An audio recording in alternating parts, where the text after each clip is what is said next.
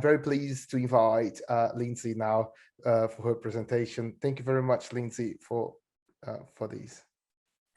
Hi, everybody. I'll just share my screen, and I will try to be as quick as I can with my presentation and keep as closely as I can to time. Before I start, can I say a huge thank you to STEM Education Hub and for all of you for inviting me to this meeting today. It's absolutely wonderful to be here. I should ask you, please do say if I speak too quickly. My pupils that I have taught in the past always say that I speak too quickly. And so remind me, especially when I'm nervous. So please do let me know. So yes, thanks for inviting me. My name's Lindsay Hetherington. I'm an Associate Professor of Science Education at the University of Exeter, where I'm also the Head of Initial Teacher Education.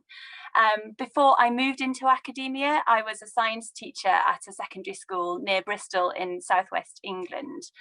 And so although I think with theory an awful lot in my research, it matters hugely to me that research connects with what goes on in classrooms and in learning for children, and tries to make a difference in the world.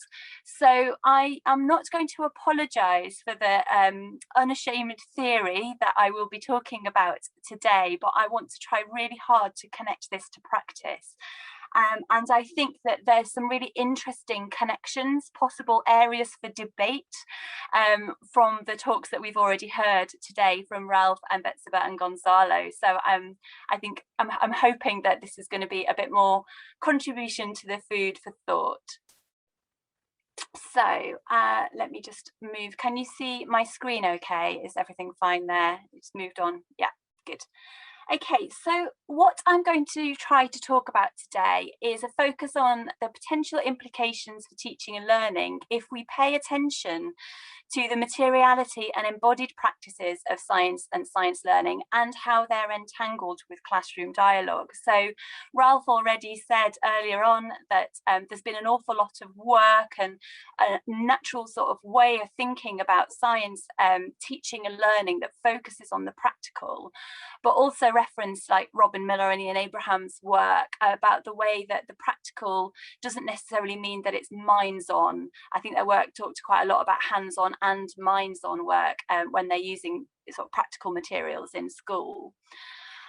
I'm going to try and develop and explain some of the work that we've been doing that underpins an idea of material dialogic pedagogy, where we're trying to take the dialogic approaches to teaching science and draw the material more strongly into that, so that it's not a background, but a kind of active participant almost in the dialogue.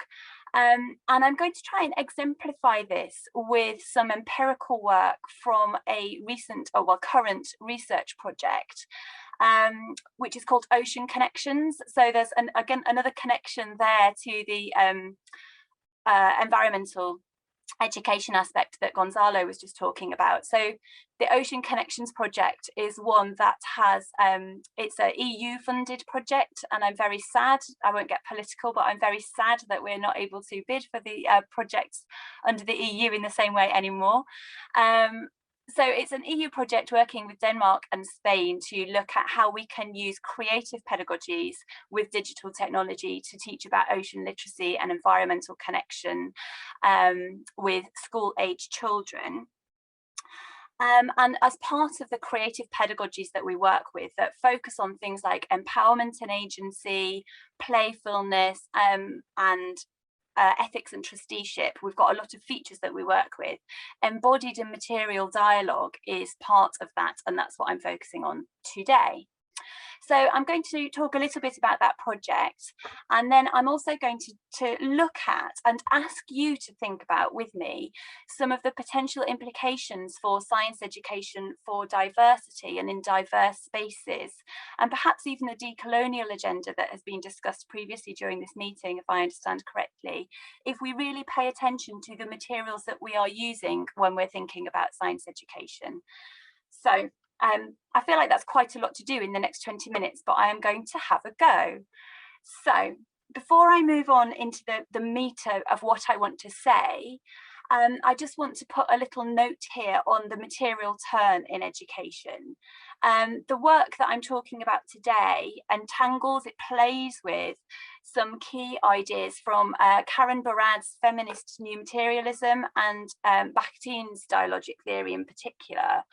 But I think it's really important to say that this material turn actually goes far beyond these, and there's a lot of work there that connects to ideas of empathy, Donna Haraway's ideas about making kin, Braidotti's work around empathy in education and the material, a lot of work heavily connected to feminist approaches and also indigenous ways of thinking, knowing and being. So the sort of background theory that I'm working with, I've selected out 2 aspects that I'm looking at today, but I don't want to ignore all of the other work that has been going on. So I want you to picture a typical science lesson that you teach or know or have seen. I've put a few little images on here from some science lessons. So the central one here is from PowerPoint stock images of what PowerPoint at Microsoft think science lessons might look like when you put that in the search. And then a couple of other images, the one on the right from my own Ocean Connections project. I think in a lot of schools throughout the world, science is taught and learnt in rooms that are quite distinctive from the rest of the school.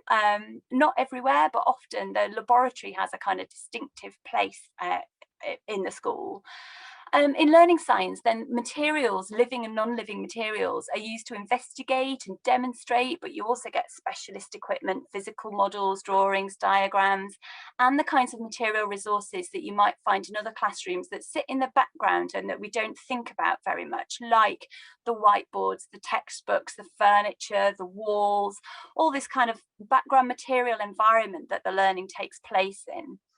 But I think that often the role and nature of practical work has been connected to constructivism, where it's conceived as providing an opportunity for individuals to construct a conceptual understanding of science. But I think the argument that we make and that others make is that by focusing on the development of concepts in minds, so scientific concepts in minds in a very particular way, there's a kind of separation that you get in constructivism from the practical material that the learners are engaging with, and indeed from their own bodies. And that can raise questions about the role that material is playing in learning that perhaps the constructivist research program that has been such a big part of science educational research hasn't necessarily successfully addressed. As an aside, I just wanted to say that a typical laboratory that might spring to mind that I've asked you to picture is obviously not the only context where science learning takes place. So an example in this materialist turn is perhaps a recent paper by Anna Gunter Hansen, who has focused on a child and a swing to explore embodied physics learning for young children at play. So I will come back to this later, but what I'm interested in here really is how the diversity of places and spaces and bodies and cultural artifacts that create material science learning environments, the importance of these. And also as the COVID-19 pandemic's forced some changes in the technological learning environments, the materiality and the embodiment of learning digitally is another under-researched angle on materials and their importance in learning that I think is interesting to think about. So I'm going to start off thinking about the sort of development from dialogic pedagogies, dialogic theory, to a material dialogic approach. And the notion of material dialogic pedagogy is one I've been working on for about 3 years or so in collaboration with various colleagues, really particularly Rupert Wegerif and Mark Hardman, who I'm sure some of you may have come across, and also in relation to creativity in science arts education with an arts practitioner who I work with at Exeter called Kerry Chappell. What we've done is really argue that dialogic pedagogy, dialogic theory, is a good, strong theoretical grounding with a strong empirical base that's a helpful starting point for this. It's a powerful means, classroom dialogue, and I think Ralph has really talked powerfully about this already today, is a really important aspect of the way that we can elicit, challenge, scaffold and develop pupils' thinking, really encourage their critical thinking. And I think Ralph's absolutely right in noting the importance of that in preparation to be a scientist, and how that's not necessarily the same as school science. But dialogic pedagogy, classroom dialogue, is incredibly important. But although, and I'll say this in a moment, I think dialogic theory doesn't necessarily focus solely on verbal dialogue. I think often research in this has done, and doesn't necessarily adequately take account of the role of the physical objects in the material world. They become background, they become context, but the speech is what's researched. The classroom talk is what's actually researched. And so we've been arguing that we need a theoretical framework that will extend traditional views of dialogue, and therefore dialogic pedagogy, to include dialogue with and through materials. So my little images here, a dialogue with it's just being about people speaking, but also actually including the materials that they're speaking with and about and through. So Bakhtin, the famous quote said, "I hear voices in everything and in dialogic relations between them." And this dialogic approach is really, it's a relational ontology that connects well with the new materialist framework that I'm going to speak about in a moment. So Bakhtin's dialogic concept was all about the embodiment of reason in actual voices which had tone and emotion, because they were part of real people in real material contexts. And he developed the idea of dialogic as a contrast to a dialectic, which he claimed had become too abstract and removed from embodiment. So Bakhtin doesn't limit the idea of voice and of dialogue between voices to human voices, but wrote that he sees these dialogic relations between everything. But I think the potential for exploring the role of, material, of texts, of all kinds of other ways, voices in a dialogue has kind of been left out of the associated pedagogy that we sometimes talk about. So drawing on Rupert Wegerist's work, in this work that we've been doing, we see dialogue as being inherently educational because it produces changes in ourselves and our realities. It's an ontological perspective on dialogic education. So it goes beyond just thinking about dialogic pedagogy as simply encouraging productive classroom talk, or focusing on constructing knowledge through engaging in dialogue, but really seeing how engaging in dialogue changes the participants in the dialogue and produces new matter, new meaning, emerges something new from that dialogue. And there's a couple of key concepts that we talk about. The idea of dialogue happening in a dialogic space is really important, as is the idea of a dialogic switch. So a dialogic switch is where the switch in the dialogue is so that you can see and feel from the perspective of an other. And the insights that arise as a result of dialogic switching are the product of the relationship. So without a relationship and without an other, it would be impossible to have a dialogue. As soon as there's complete agreement, there's no other, there's no more dialogue, there's no further sort of space for that to proceed. So that constant kind of othering is important within that dialogical space, but the space is necessary as a place in which the perspectives are brought together. So you kind of have to have a relation, you must have a relation for a dialogue, but there also has to be a point of difference. And an important point here is that the relation here is occurring between separate pre-existing entities, and that's where I'm going to bring in the new materialist perspective to sort of bring in the material side of things. So here I'm drawing on the work of Karen Barad, which is quite sort of a dense book that she's written called Meeting the Universe Halfway. It's really interesting and takes several reads through for me, or I don't think I've got there yet. But what she does is think about at the heart of her work. She's a physicist actually, and a philosopher of physics rather than an educationalist in any way. But she draws on quantum physics, and at the heart of her work is the notion of entanglements. So she says that to be entangled is not simply to be intertwined with another, as in the joining of separate entities, but to lack an independent, self-contained existence. So everything is entangled, and matter and meaning are always produced through relations, not between pre-existing separate entities, but between phenomena that continually co-emerge through their simultaneous activity. And she uses a neologism, intra-action, rather than the typical interaction, to highlight that these aren't between pre-existing entities, but the interaction, the relation, is ongoing, sort of co-emergent, something that's co-produced as the phenomena sort of emerge and unroll through what she calls material discursivity. And because I bring the dialogue into that, I talk about it in a material dialogic sense. So what does this do? I think, and I'm going to move on from the theory in a moment.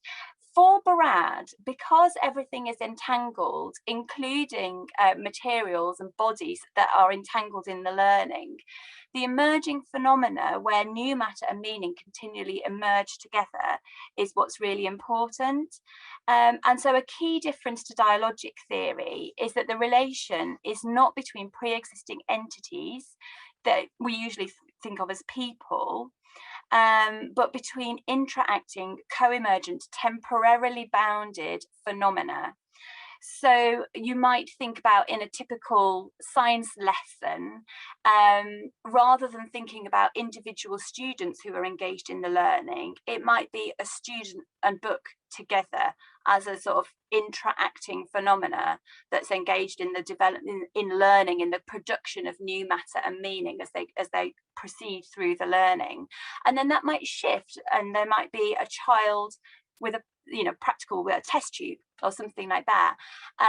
It's a sort of constantly shifting setup where the dialogue moves around with different people and materials and bodies all participating in that dialogue, but the boundaries between what's participating in the dialogue aren't preset, they continually emerge. So that's a key difference.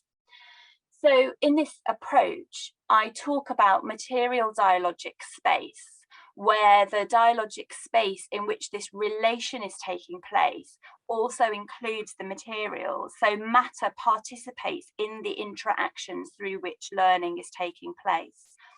And I talk about a diffractive switch rather than a dialogic switch, in which learning through dialogue proceeds where constantly emerging material discursive others emerge and re-emerge as the learning through dialogue proceeds.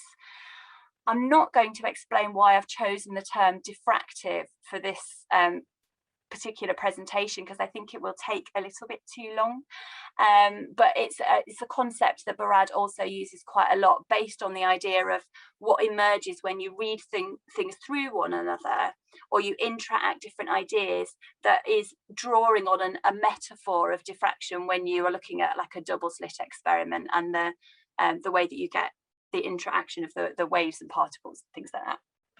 So that's why the label diffraction is there, but I don't think it doesn't matter too much for the purposes of what I'm talking about today. So to turn to my research project, we were trying to explore how learning takes place with natural, cultural, and technological aspects in this research project looking at ocean connections. And what we did as part of this was try to set up dialogue in which pupils were engaging with materials and asking their own questions. This is where the creativity aspect comes in. So asking their own questions about what they were learning about in relation to the ocean. And we've been trying to analyse these, and we're partway through this analysis, so I can't really report in great detail about the findings. But we were trying to analyse this in relation to exploring the role of the material as part of the dialogue, and how that shifts and plays into those conversations so that the materials participate in it. And I've got some photographs here from one of our pilot projects with our Danish students, who were making bio huts out of these, so it's these big sort of metal things that they put pieces of material in on which algae and things like that would grow when they were sunk in the harbour over time. And we have a virtual reality space where they could engage a little bit more closely with the ocean. So 360 video cameras are being dropped into the ocean so that they can see the biohuts, and then they can wear VR goggles and sort of like work in the space in various ways. There's a rich amount of data here that we've not really looked at, but from this material dialogic perspective, I think the students are using materials in quite different ways to the typical science classroom, and the technological, the 360 and the VR and the ocean itself and the growth of the algae and the fish and the crabs that they found in the biohuts and their responses to those, the surprises, the questions that it raised for them, were all really, really fascinating. And I think that if we were to analyze it only by looking at the spoken word, we would miss some aspects of what had taken place with the learning in how the materials actually pushed themselves, the changes as things grew over time. The materials actually pushed themselves to the fore in what they were thinking and talking about. And similarly, the technological materials that they were working with created a very different experience through which they could learn. So I'm going to open out, I hope, a space for some debate and some questions, really. First of all, I think it's important to say that I agree with what Ralph was saying earlier, but about materials, and the focus that we place on them is quite heavy. And I don't want to imply that I think the material matters more than the dialogue, but I think we do need to think about what materials we're using and how they are contributing to our learning with and through dialogue. And I think that some of the questions that I've put up here about diversity in science education connect to that. So thinking about why does this materiality matter from a critical perspective? I think there's a few things that I would be interested to explore with people in conversation. So first of all, there's this constant co-emergence of the other within this material dialogic space. So it's not others that pre-exist, but in a dialogue, the other is reconstituted and continues to emerge with materials and with bodies that matter in different ways. So I think there's some interesting questions around the constant co-emergence of the other within the dialogue. I think that thinking about the diversity of materials in learning spaces is interesting. So there's a very easy assumption that Western science dominates and Western approaches to science education and school science could dominate, and that labs look the same all around the world for all these reasons connected to the dominance of a particular view of science, for example.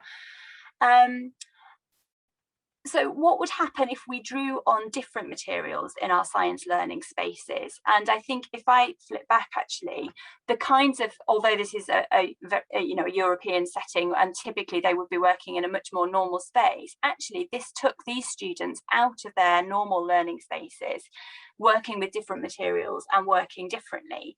So that sort of novelty of engagement, I think, is quite interesting. And more broadly, if we bring in a diverse materials and a diverse sense of materiality that exists in non-Western science, what does that do for science education? What does that mean for teaching and learning? And then finally, I think connecting closely to what Gonzalo was saying earlier, some critical perspectives on the natural world and the importance of how we engage students with learning about the natural world and learning through the natural world. The material experiences that they have in learning outside the classroom, or if different materials are brought into a classroom space, different models are used, different ways of using materials to demonstrate to students and show students and encourage students to think and talk about things that aren't typical. Here's some chemistry equipment, or here's a electronics kit, or here's a microscope, the sorts of things that they might do in sort of standard kinds of school science. What might that do from a critical perspective? So I think that's probably my 25 minutes if my timer is correct. I hope I've managed to open out some ideas and some spaces for sort of connecting to some of the other presentations, and just open out some questions really about what happens if we draw on this idea of material engagement in dialogue. What does that do for us, and how can it help us think differently about education? And I'm going to stop sharing my screen now. Thanks very much.